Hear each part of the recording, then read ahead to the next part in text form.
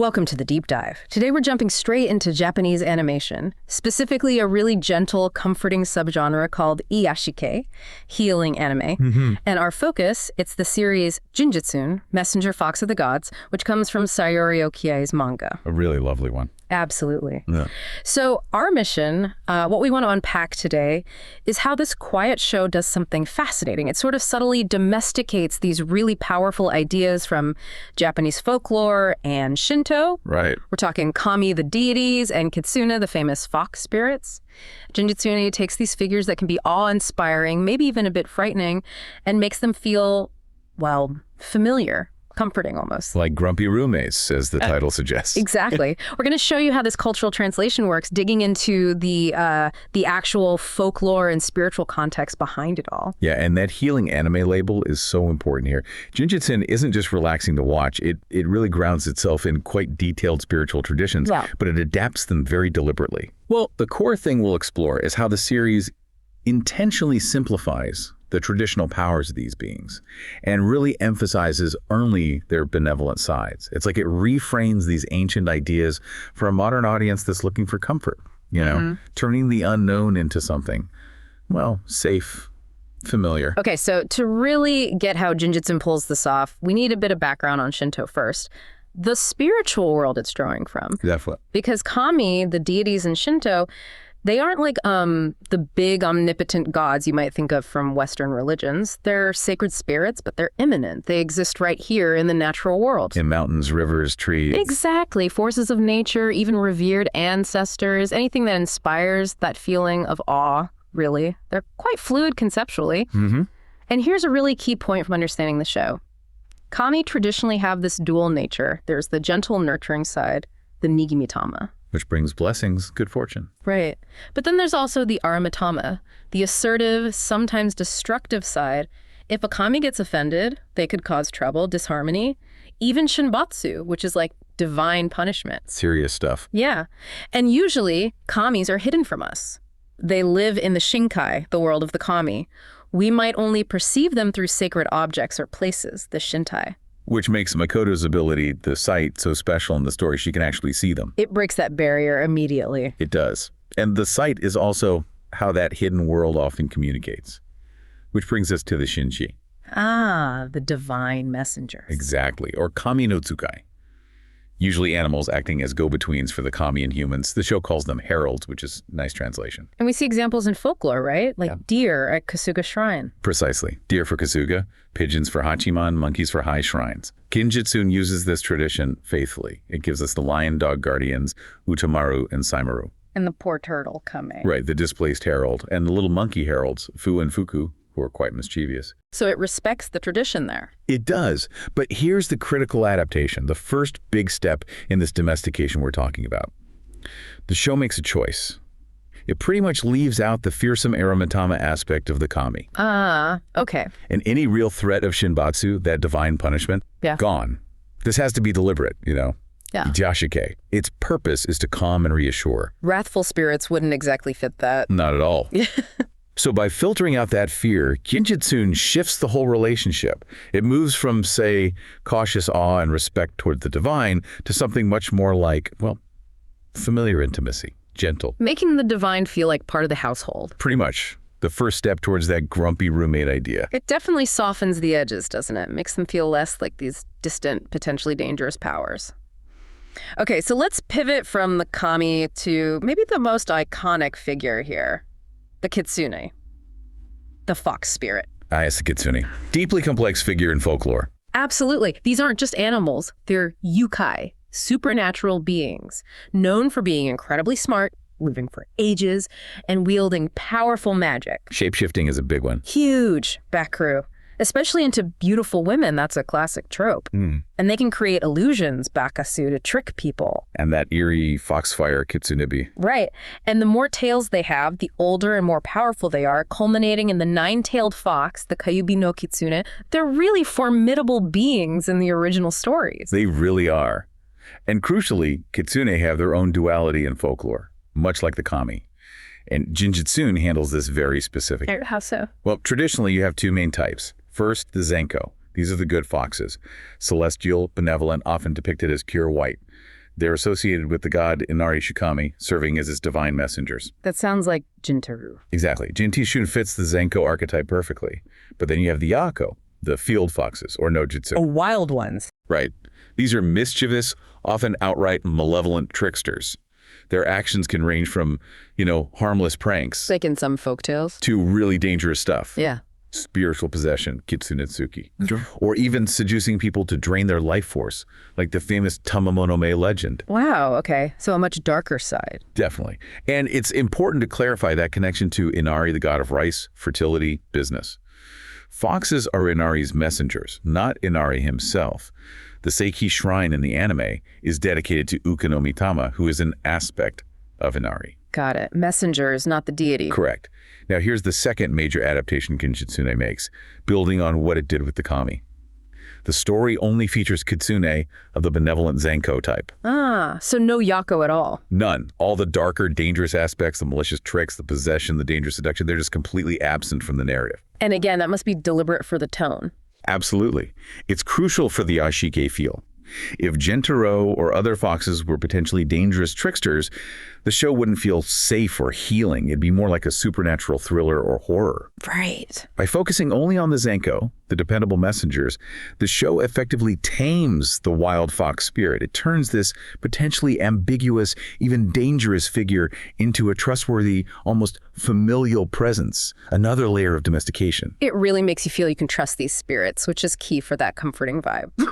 Okay, let's zoom right in on Jintaro himself. He's really the heart of the show, isn't he? He absolutely is. And his character just feels like such a perfect example of adapting folklore in a way that's relatable now. His look, big silver white fox, fits that Byakusan image, the pure servant of Inari. The celestial fox look. And his age. He's been at the shrine for, over 350 years, served 15 generations of the Sahiki family.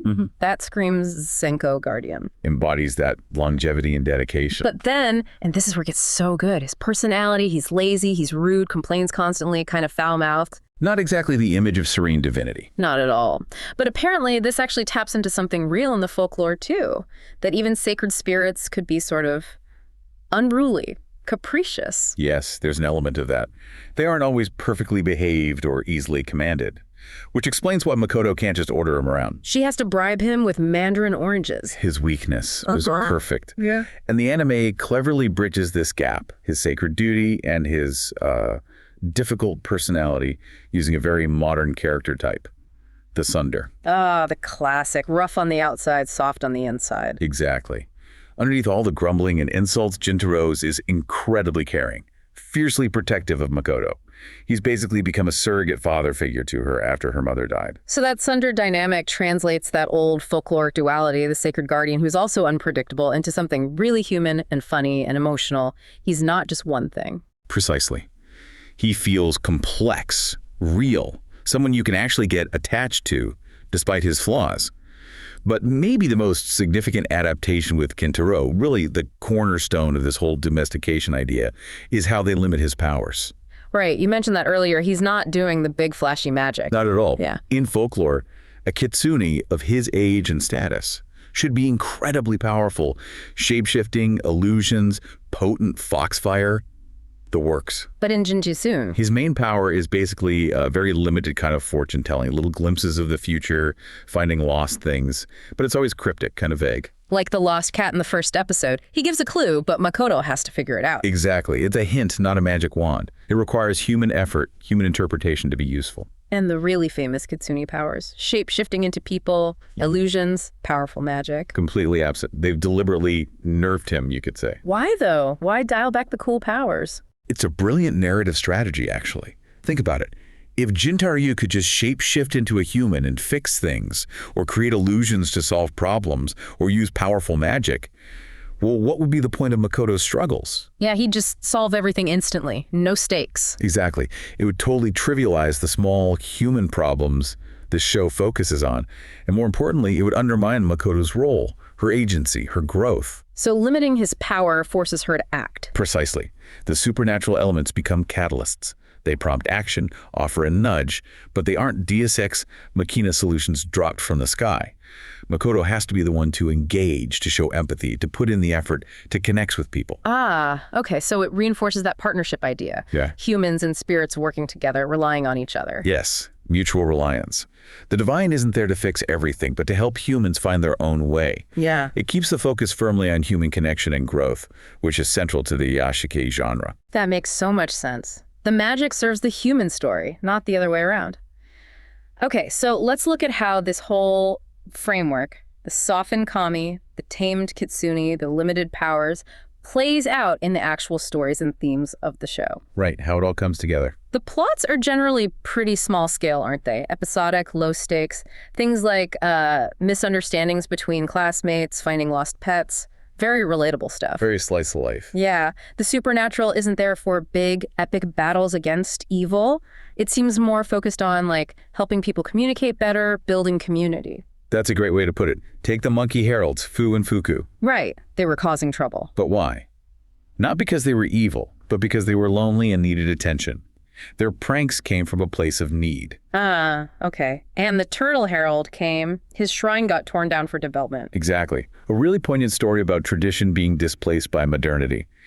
In these stories, Makoto and Jintaro aren't warriors fighting monsters. They're more like compassionate caretakers, trying to help these spirits navigate the modern world. Looking after this sort of fading spiritual world.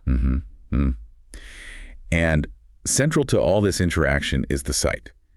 The ability Makoto has, it's hereditary in her family, passed down, but it's way more than just a plot device, isn't it? It really seems to drive the character arcs. It absolutely does. Yeah. Look at the contrast between Makoto and Satoru, the other character who gains the sight. Right, he gets it later. Yes. Yeah. Makoto inherits it when she's really young, 4 years old, right after her mom dies. But she's raised in this warm, supportive shrine environment. So for her, seeing spirits is just normal, part of her life. Her journey is about learning to accept the responsibility that comes with it, becoming that bridge between worlds. Okay. And Satoru? His experience is totally different. He gains the sight after losing his parents and grandfather. He ends up being raised by relatives who resent him, who are maybe even scared of his ability. So for him, the sight becomes this source of alienation, isolation, proof that he's weird, different. Oh, wow. That's heavy. It is. His whole arc is about healing from that trauma, learning to open up, to trust people again, and maybe see his ability not as a curse, but potentially as a gift, like Makoto does. So the sight almost becomes like a metaphor. I think it works beautifully as one. A metaphor for, say, deep emotional sensitivity or empathy. Notice both characters gain it through loss, through trauma. Yeah, that's true. Which links this heightened perception directly to emotional vulnerability. And the show suggests that how this sensitivity affects you, whether it's a gift for connection or a source of pain, depends hugely on the environment around you. Whether you have support or hostility. Exactly. If you're in a loving community like Makoto, it helps you connect. If you're in a hostile one like Satoru was initially, it isolates you. It adds this really nice layer of psychological depth, I think. It really does. And alongside these character arcs, the show is constantly touching on that theme of tradition versus modernity, isn't it? You have this ancient shrine right in the middle of a contemporary town. Yes, that contrast is always there. And stories like Came the Turtles really highlight how fragile some of these old ways and beliefs can feel in a world that's constantly changing and moving forward. It handles it very gently, though. Never feels like it's lecturing. No, not at all. And that ties into its educational aspect, too. It subtly teaches you things about Shinto practices, the difference between a shrine and a temple, how to behave at a shrine, the different kinds of heralds. It does it so naturally, weaving it into the story. Which really cements its place as Yashike. It's healing, but also quietly informative. And maybe the best example of all this coming together, the tradition, the community, the healing, is in the final episode. The depiction of the Nagoshi no Harai ceremony. Oh, right. Tell us about that. Well, the Nagoshi no Harai is a real Shinto ritual. It happens on the last day of June, and the purpose is purification. To cleanse yourself of kigare spiritual impurities or defilement accumulated over the first half of the year. How do they do that? People often use these little paper dolls called hirogata to transfer their impurities onto, and then they pass through a large ring made of woven grass called the quinoa. It's meant to ward off misfortune and welcome the next half of the year fresh. Okay. And in Gingitsune, showing the ceremony isn't just like, here's a cool cultural fact. It functions as this beautiful thematic climax. It's a communal act. Everyone participates together, humans, and implicitly, the spirits Makoto can see. It reinforces that sense of community, the importance of tradition, and the hope of renewal and starting fresh. It ties everything together, the healing, the connection, the quiet reverence for tradition. Perfectly. It encapsulates the show's gentle, hopeful message. Wow. So bringing it all together then, Gingitsune really does perform this kind of masterful domestication of the divine. It's not like it gets the folklore wrong, is it? It's more a translation. A very sophisticated cultural translation, I'd say, yeah. Taking these figures that are traditionally awe-inspiring, maybe even a bit scary, and turning them into these relatable personal presences, like Jintaro, the grumpy but loyal guardian, or framing the site not just as power, but as this deep empathy. And it stands out so much from, the more action-packed supernatural anime. It offers something really different, quieter, more respectful, genuinely healing, like the genre name suggests. So what's the big takeaway here? I think the series offers a really elegant idea. It suggests that maybe the true power of these ancient beliefs, these traditions in our modern world, maybe it isn't about the epic spectacle or the raw, untamed magic anymore. Okay. Maybe instead, its real strength lies in its ability to foster connection between people, to encourage empathy, and to help us see the sacred, the specialness that exists in the simple, everyday moments of our lives. Finding the divine in the domestic almost. Exactly. It's a lovely thought, really. And it leaves you wondering, doesn't it? What sort of unseen connections or maybe quiet traditions might you be overlooking in your own everyday life? Things that could potentially offer a similar sense of peace or connection or understanding if you just took the time to notice them.